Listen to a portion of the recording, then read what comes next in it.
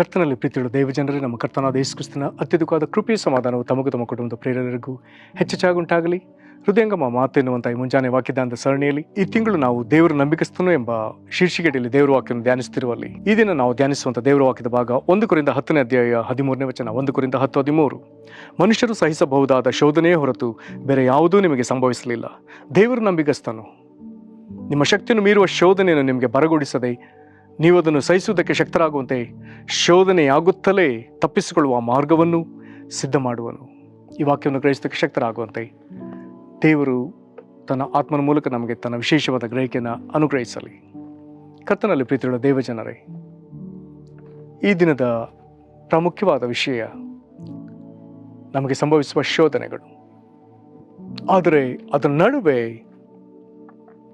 ದೇವರ ನಂಬಿಕಸ್ತನು. ಇಲ್ಲಿ ಬರೆದಿರೋ ಮಾತುಗಳಲ್ಲೂ ಬಹಳ ಸೊಗಸಾಗಿದೆ. ನಮಗೆ ಶೋಧನೆ ಬರಬೇಕಾ ಬೇಡವಾ, ನಮಗೆ ಶೋಧನೆ ಇದೆಯೋ ಇಲ್ಲವೋ, ಹೀಗೆಲ್ಲ ನಾವು ಯೋಚಿಸಿದಾದರೆ ಇಲ್ಲಿ ಬರ್ತದೆ, ಮನುಷ್ಯರು ಸಹಿಸಬಹುದಾದ ಶೋಧನೆ ಹೊರತು ಬೇರೆ ಯಾವುದು ನಿಮಗೆ ಸಂಭವಿಸಲಿಲ್ಲ. ಹಾಗಾದರೆ ನಮಗೆ ಶೋಧನೆಗಳಿದೆ, ಅದು ಎಲ್ಲರಿಗೂ ಅವರವರ ಸಾಮರ್ಥ್ಯದ ಪ್ರಕಾರ ಅವರಿಗೆ ಶೋಧನೆ. ಆದರೆ ದೇವರು ನಂಬಿಗಸ್ತನು. ಈತನೇನು ಮಾಡಿದ್ದಾನೆ, ನಮಗೆ ನಮ್ಮ ಶಕ್ತಿಯನ್ನು ಮೀರುವ ಶೋಧನೆಯನ್ನು ನಮಗೆ ಬರಗೊಳಿಸಲಿಲ್ಲ. ನಾವು ಅದನ್ನು ಸಹಿಸುವುದಕ್ಕೆ ಶಕ್ತರಾಗುವಂತೆ ಮತ್ತು ಶೋಧನೆ ಆಗುತ್ತಲೇ ತಪ್ಪಿಸಿಕೊಳ್ಳುವ ಮಾರ್ಗವನ್ನು ಆತ ನಮಗೆ ಸಿದ್ಧಪಡಿಸ್ತಾನೆ. ಶೋಧನೆಗಳು ಬರ್ತದೆ, ಅದನ್ನು ಸಹಿಸಿಕೊಳ್ಳುವುದಕ್ಕೆ ಆತನು ಬಲಪಡಿಸ್ತಾನೆ, ಅದರಿಂದ ತಪ್ಪಿಸಿಕೊಳ್ಳುವ ಮಾರ್ಗವನ್ನು ಆತ ನಮಗೆ ಅನುಗ್ರಹಿಸ್ತಾನೆ.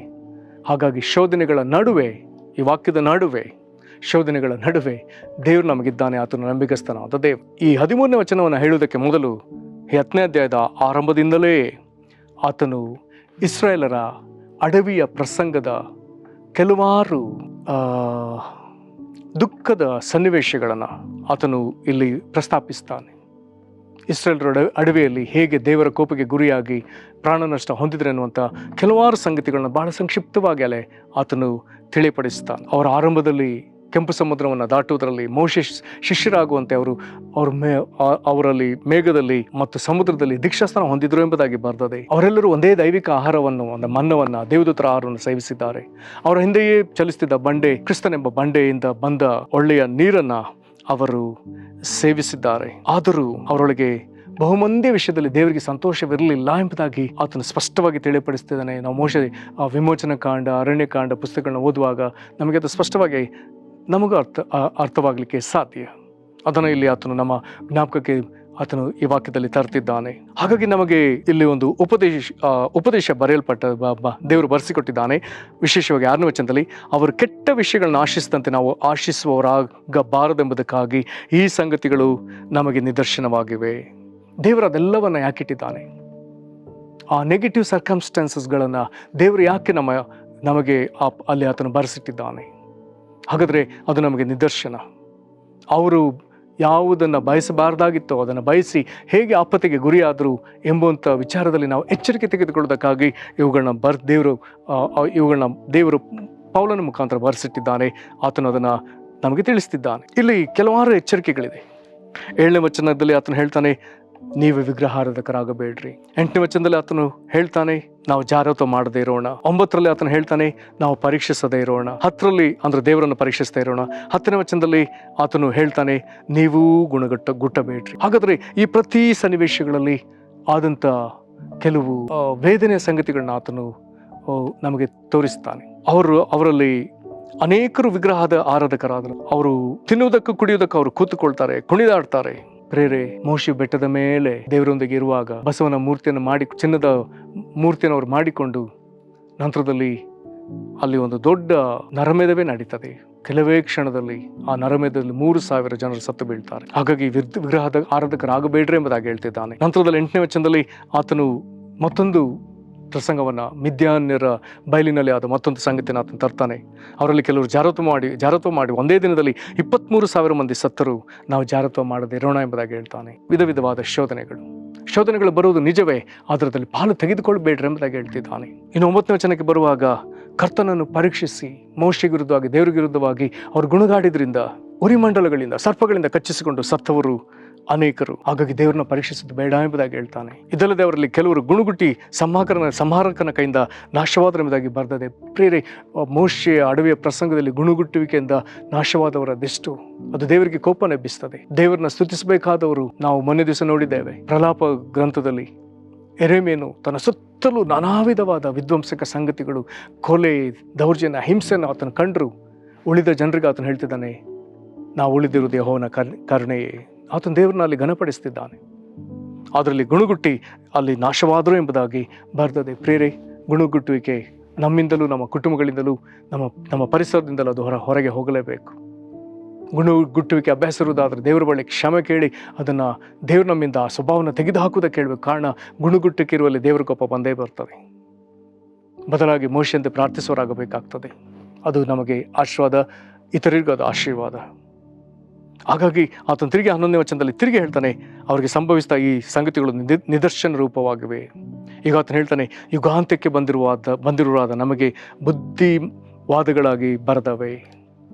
ಹಾಗಾದರೆ ಯುಗಾಂತ್ಯ, ಹಾಗಾದರೆ ಒಂದು ಯುಗ ಮುಗಿದು ಕರ್ತನು ಬರುವಂಥ ಕಾಲ ಸಮೀಪವಾಗಿರುವುದರಿಂದ ಈಗ 12ನೇ ವಚನದಲ್ಲಿ ಆತನು ಹೇಳ್ತಿದ್ದಾನೆ, ಆದ ಕಾರಣ ನಿಂತಿದ್ದೇನೆಂದು ನೆನೆಸುವನು ಬೀಳದಂತೆ ಎಚ್ಚರವಾಗಿರಲಿ. ಕೆಲವೊಮ್ಮೆ ನಾವು ನಮ್ಮ ಭಕ್ತಿಗಳನ್ನೇ ಯೋಚಿಸಿ, ನಾನು ಇತರರಿಗಿಂತ ನಾನು ಉತ್ತಮನು, ನಾನು ನಿಂತಿದ್ದೇನೆ, ನಾನು ಹಾಗಿದ್ದೇನೆ ಹೇಗಿದ್ದೆ ಎಂಬುದಾಗಿ ಹೆಚ್ಚಳ ಪಡುವುದಕ್ಕಿಂತ ನಾವು ಬೀಳದಂತೆ ಎಚ್ಚರಿಕೆಯಿಂದ ಇರುವುದೇ ಒಳ್ಳೆಯದೆಂಬುದಾಗಿ ನಮಗೆ ಒಳ್ಳೆಯ ಒಂದು ಕಿವಿ ಮಾತು 1 ಕೊರಿಂಥ 10ನೇ ಅಧ್ಯಾಯದ 12ನೇ ವಚನದಲ್ಲಿ ಬರೆದದೆ. ಇವೆಲ್ಲವನ್ನ ಹೇಳಿ ಈಗ ನಮಗೆ ಬರುವಂಥ ಶೋಧನೆ ಕುರಿತಾಗಿ ಆತನು ಹೇಳ್ತಿದ್ದಾನೆ. ನಮಗೇನಾದರೂ ಶೋಧನೆ ಬಂದಿದ್ರೆ ಅದು ನಾವು ಸಹಿಸುವಂಥ ಸಾಮರ್ಥ್ಯ. ಮನೆಯಲ್ಲಿ ಅನೇಕ ಮಕ್ಕಳಿದ್ದು, ಹಿರಿಯ ಮಕ್ಕಳು, ಮಧ್ಯಮ ವಯಸ್ಸಿನ ಅವರಿಗಿಂತ ನಡುವಿನವರು, ನಂತರ ಕಿರು ಮಕ್ಕಳಿದ್ರೆ, ಒಂದು ವೇಳೆ ಎಲ್ಲಾದರೂ ಹೋಗಬೇಕಾದ್ರೆ ನಮ್ಮ ಕೈಗಳಲ್ಲಿ ಚೀಲಗಳಿರೋದಾದರೆ, ಪುಟ್ಟ ಮಗು ನನಗೂ ಚೀಲ ಬೇಕೆಂಬುದಾಗಿ ಹೇಳಿದ್ರೆ ಅಪ್ಪಿತಪ್ಪಿ ಯಾರು ಭಾರವಾದ ಚೀಲವನ್ನು ಆ ಪುಟ್ಟ ಮಗುವಿನ ಕೈಯಲ್ಲಿ ಕೊಡಲ್ಲ. ಅದಕ್ಕೆ ಒಂದು ಚೀಲವನ್ನು ಎತ್ತಿದ್ದೇನೆ ಅಂತ ಅನಿಸಿಕೆಗೆ ಬರುವಷ್ಟೇ ಒಂದು ಸಣ್ಣ ಚೀಲವನ್ನು ಕೊಟ್ಟು ಅದನ್ನು ನಡೆಸ್ತೇವೆ. ಆದರೆ ಬೆಳೆದ ಮಕ್ಕಳಿಗೆ ಸ್ವಲ್ಪ ಭಾರವಾದ ಹೊರೆಯನ್ನೇ ನಾವು ಕೊಡ್ತೇವೆ. ಇನ್ನು ಹಿರಿಯರು ಅದಕ್ಕಿಂತಲೂ ಭಾರವನ್ನೇ ಅವರು ಹೊರ್ತಾರೆ. ನಾವೇ ಹಾಗೆ ಮಾಡುವುದಾದರೆ ನಂಬಿಗಸ್ತನಾದ ದೇವರು ನಾವು ಸಹಿಸಬಹುದಾದಂಥ ಶೋಧನೆಯೇ, ನಮ್ಮ ಮನಸ್ಸಿನ ಸಾಮರ್ಥ್ಯವೆಷ್ಟು, ನಮ್ಮ ದೇಹದ ಸಾಮರ್ಥ್ಯವೆಷ್ಟು, ನಮ್ಮ ತಾಳ್ಮೆ ಎಷ್ಟು, ಅದಕ್ಕೆ ಸರಿಯಾಗಿ ಆತ ನಮಗೆ ಶೋಧನೆಯನ್ನು ಬರಮಾಡ್ತಾನೆ. ಆತ ನಂಬಿಗಸ್ತನು. ನಮಗೆ ನಮ್ಮ ಶಕ್ತಿಯನ್ನು ಇರುವ ಶೋಧನೆ ಆತನು ಬರಗೊಡಿಸಲಿಲ್ಲ ಅಂತ ಹೇಳಿದೆ. ಹಾಗಾದರೆ ಶೋಧನೆ ನಡುವಿರುವಂಥ ಪ್ರಿಯ ದೇವಜನರೇ, ನಮಗೆ ಸಂಭವಿಸಿದಂಥದ್ದು ಅದು ವಿಪರೀತ ಎಂಬುದಾಗಿ ಭಾವಿಸಲೇಬೇಡಿ. ನಿನಗೆ ಅದನ್ನು ಸಹಿಸುವಂಥ ಸಾಮರ್ಥ್ಯವಿದೆ, ಅದನ್ನು ಜಯಿಸುವಂಥ ಸಾಮರ್ಥ್ಯವಿದೆ. ದೇವರು ಅಷ್ಟನ್ನು ನಿನಗೆ ಕೊಟ್ಟಿದ್ದಾನೆ. ಹಾಗಾದರೆ ದೇವರ ಪಕ್ಷ ವಹಿಸಿ ಜಯಿಸಬೇಕಾಗಿದೆ. ಅಲ್ಲಿ ಕೊನೆಯದಾಗ ಆತನು ಹೇಳ್ತಿದ್ದಾನೆ, ನೀವು ಅದನ್ನು ಸಹಿಸುವುದಕ್ಕೆ ಶಕ್ತರಾಗುವಂತೆ ಶೋಧನೆ ಆಗುತ್ತಲೇ ತಪ್ಪಿಸಿಕೊಳ್ಳುವ ಮಾರ್ಗವನ್ನು ಸಿದ್ಧ ಮಾಡುವನು. ಹಾಗಾದರೆ ಶೋಧನೆ ಆಗ್ತಲೇ ತಪ್ಪಿಸಿಕೊಳ್ಳುವ ಮಾರ್ಗವನ್ನು ದೇವರು ನಮಗೆ ಅನುಗ್ರಹಿಸ್ತಾರೆ. ಬರೀ ಶೋಧನೆ ಬಂದು ಬಾಧೆ ಆದದ್ದು ಮಾತ್ರವಲ್ಲ, ತಪ್ಪಿಸಿಕೊಳ್ಳುವಂಥ ಮಾರ್ಗವನ್ನು ಆತನು ಇಟ್ಟಿದ್ದಾನೆ. ಪ್ರೇರೆ, ಸತ್ಯವೇದದ ಉದ್ದಕ್ಕೂ ಭಕ್ತರನ್ನು ನೋಡೋಣ. ಒಬ್ಬೊಬ್ಬರಿಗೆ ಒಂದೊಂದು ಶೋಧನೆ, ಆದರೆ ಅವೆಲ್ಲವುಗಳಿಂದ ದೇವರವ್ರನ್ನ ಪಾರು ಮಾಡಿದ್ದಾನೆ. ಪ್ರತಿಯೊಬ್ಬರನ್ನ. ದಾನಿಯೇಲ, ಆತನನ್ನು ಸಿಂಹದ ಗವಿ, ಶದ್ರಕ್ ಮೇಷಕ್ ಅಬೇದ್ನೆಗೋ ಅವರನ್ನ ಬೆಂಕಿಯ ಆವಿಗೆ, ದಾವೀದ, ಸೌಲನು ಯಾವಾಗಲೂ ಆತನನ್ನು ಕೊಲ್ಲುವುದಕ್ಕಾಗಿ ಹಿಂದಟ್ಟುತ್ತಲೇ ಇದ್ದ. ಅನೇಕ ಕಠಿಣ ಯುದ್ಧಗಳಲ್ಲಿ ದೇವರು ಆತನನ್ನು ಪಾರು ಮಾಡಿದ್ದಾನೆ. ಹೀಗೆ ಭಕ್ತರ ಅನೇಕರ ಜೀವಿತಗಳನ್ನ ನೋಡುವಾಗ ಒಬ್ಬೊಬ್ಬರನ್ನ ಆತನು ನಾನಾ ವಿಧವಾದ ಶೋಧನೆಗಳಿಂದ ಪಾರು ಮಾಡ್ತಲೇ ಬಂದಿದ್ದಾನೆ. ಹಾಗಾದರೆ ನಮ್ಮ ವಿಷಯದಲ್ಲಿ ನಂಬಿಗಸ್ತನಾದ ದೇವರು ಹಾಗೆಯೇ ನಿನ್ನ ವಿಷಯದಲ್ಲಿಯೂ ಹಾಗೆಯೇ ಈ ಮಾತುಗಳಲ್ಲಿ, ಈ ವಾಕ್ಯಗಳಲ್ಲಿ ಎಚ್ಚರಿಕೆ ತೆಗೆದುಕೊಂಡು ಶೋಧನೆಗಳ ನಡುವೆ ನಂಬಿಗಸ್ತನಾದ ದೇವರನ್ನು ನಾವು ಆತುಕೊಳ್ಳುವುದೊಂದೇ ಮಾರ್ಗ. ಪ್ರಾರ್ಥನೆ ಮಾಡೋಣ. ಮಹಾಕೃಪೆಯ ಪರಲೋಕ ತಂದೆ, ಶೋಧನೆಯ ವಿಷಯದಲ್ಲಿ ನಮ್ಮನ್ನು ಎಚ್ಚರಿಸಲು ಬಲಪಡಿಸಲು ಕರ್ತನೆ 1 ಕೊರಿಂಥ 10:13 ಮಾತನಾಡುವುದಕ್ಕೆ ಮೊದಲು ಮೋಶೆಯ ಅಡವಿಯ ಪ್ರಸಂಗದಲ್ಲಿ ಕರ್ತನೆ ಅನೇಕರು ಶೋಧನೆಗೆ ಒಳಗಾಗಿ ನಿನ್ನನ್ನು ಪರೀಕ್ಷಿಸಿ ಹೇಗೆ ಅವರು ನಾಶವಾದರೆ ಎನ್ನುವಂಥ ವಿಚಾರವನ್ನು ಕರ್ತನೆ ನಮ್ಮ ಎದುರು ನೀನು ತಿರುಗಿ ಜ್ಞಾಪಕಪಡಿಸ್ತಿಲ್ಲ. ಅದಕ್ಕಾಗಿ ನಿನಗೆ ಸ್ತೋತ್ರ.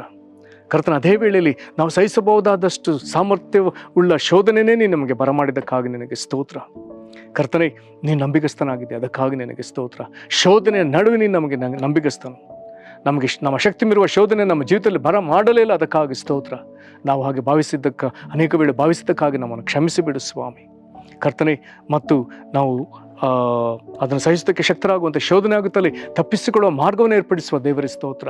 ಕರ್ತನೆ, ಈ ಸಮಯದಲ್ಲಿ ಅವರವರಿಗಿರುವಂಥ ಶೋಧನೆಗಳಿಂದ ಬಿಡುಗಡೆ ಆಗಬೇಕೆಂಬುದಾಗಿ ಕರ್ತನೆ ಬೇಡ್ತಿರುವಂತೆ ನನ್ನ ಮಕ್ಕಳನ್ನು ಕನಿಕರಿಸು ಸ್ವಾಮಿ.